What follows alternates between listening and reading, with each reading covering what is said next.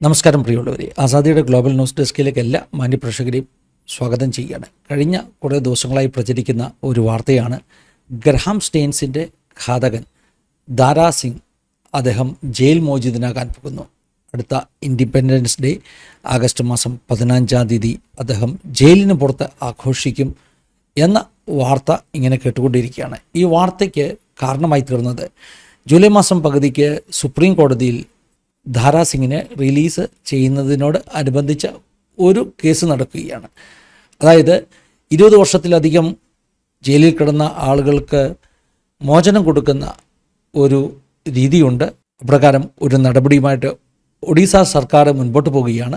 Supreme കോടതി ഈ വിഷയത്തെക്കുറിച്ചുള്ള വാദം കേൾക്കുമ്പോൾ ദാരാ സിംഗിൻ്റെ റിലീസിന് വേണ്ടിയുള്ള ഒഡീസ സർക്കാരിൻ്റെ തീരുമാനം എന്താണെന്ന് അറിയിക്കണമെന്ന ഒരു ഡെഡ് ലൈൻ കൊടുക്കുവാനിടയായി തീർന്നു. ഇതാണ് ജൂലൈ മാസം 15 സുപ്രീം കോടതിയിൽ സംഭവിച്ചത്. എന്നാൽ കോടതി നടപടികൾക്ക് ശേഷം പുറത്തു വന്ന ദാരാ സിംഗിൻ്റെ അഭിഭാഷകൻ ദാരാ സിംഗിനെ സുപ്രീം കോടതി മോചിപ്പിക്കുവാൻ ഉത്തരവിട്ടു എന്ന രീതിയിൽ പത്രക്കാരോട് ചില പ്രസ്താവനകൾ നടത്തി. അതങ്ങ് കാട്ടുതീ പോലെ പരന്നു.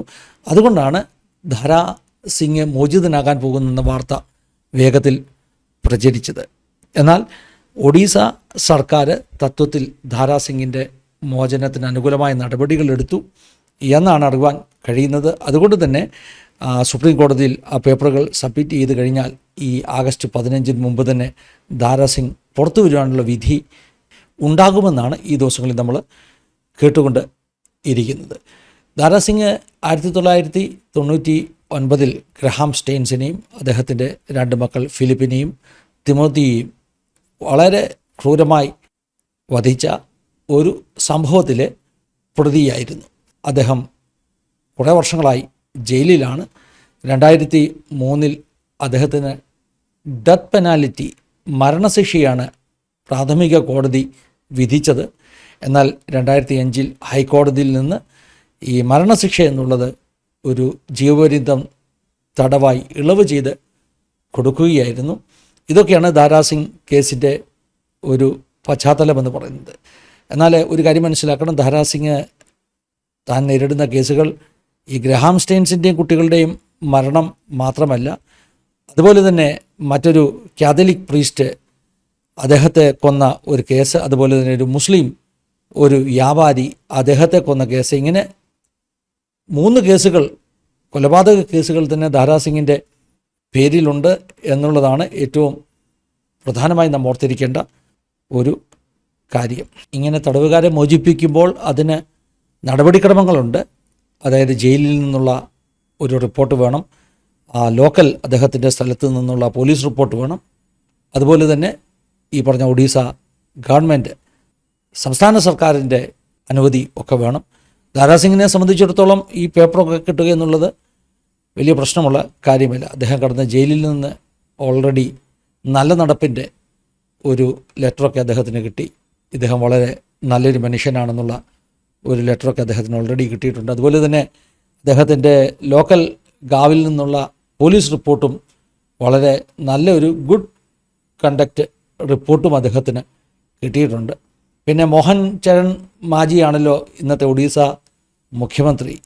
ആ ഒഡീസ മുഖ്യമന്ത്രിയുടെ ക്യാബിനറ്റിൽ നിന്ന് ദാരാ സിംഗിന് അനുകൂലമായൊരു റിപ്പോർട്ട് കിട്ടുകയെന്ന് പറഞ്ഞാൽ അത് വലിയ അത്ഭുതമൊന്നുമല്ല. കാരണം 2022 ദാരാ സിംഗ് കിടക്കുന്ന ജയിലിൻ്റെ വെളിയിൽ സത്യാഗ്രഹം ഇരുന്ന ആളാണ് ഈ മോഹൻ ചരൺ മാജി എന്ന് പറയുന്ന ഇന്നത്തെ മുഖ്യമന്ത്രി. അന്ന് അദ്ദേഹം പാർട്ടിയുടെ നേതാവായിരുന്നു, MLA ആയിരുന്നു. പക്ഷേ ഇപ്പോൾ അദ്ദേഹം സ്റ്റേറ്റിൻ്റെ മുഖ്യമന്ത്രിയാണ്. അന്ന് അദ്ദേഹം ദാരാ സിംഗിൻ്റെ ജയിലിൻ്റെ വെളിയിൽ പ്രതിഷേധ സമരം നടത്തിയത് ദാരാ സിംഗിന് വിസിറ്റേഴ്സിനെ അനുവദിക്കണം, അതുപോലെ പ്രസ് പത്രക്കാരുമായിട്ട് സംസാരിക്കാനുള്ള അനുവാദം കൊടുക്കണം എന്നൊക്കെ പറഞ്ഞ അന്ന് അദ്ദേഹം സമരം ചെയ്തത്.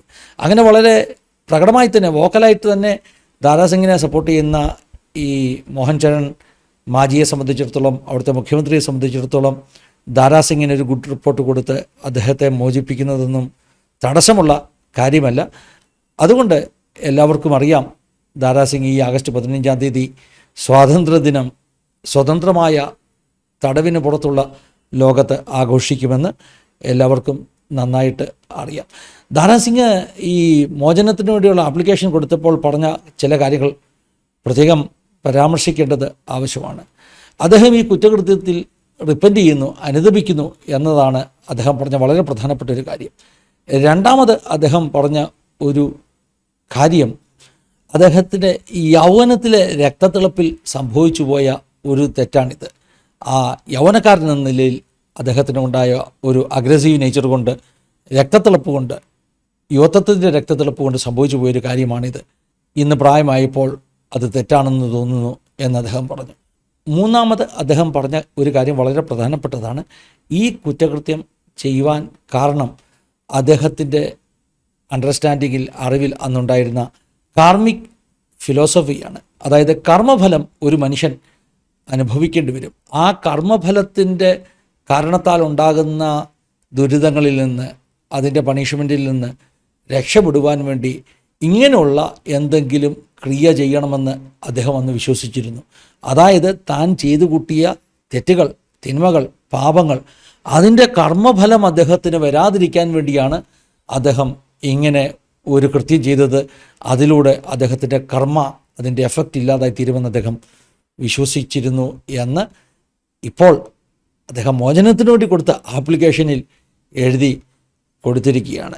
ഒഡീസയിലെ ക്രിസ്ത്യൻസോ അല്ലെങ്കിൽ ഏതെങ്കിലും ക്രിസ്തീയ സംഘടനകളോ ഒന്നും ഈ ദാരാ സിംഗിൻ്റെ റിലീസിനെ എതിർക്കുന്നൊന്നുമില്ല.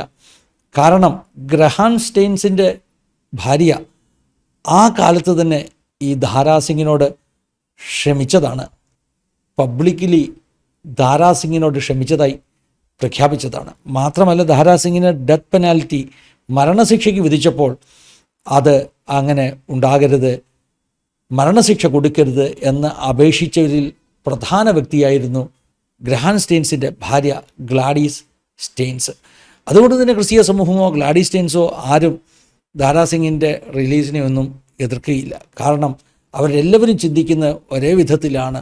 ഈ വലിയ ക്രൂരകൃത്യം ചെയ്ത ദാരാ സിംഗിനോട് അതിൻ്റെ ഏറ്റവും വലിയ വിക്ടിമാകുന്ന ഗ്ലാഡീസ് സ്റ്റെയിൻസ് പോലും ക്ഷമിച്ചിരിക്കുന്നു.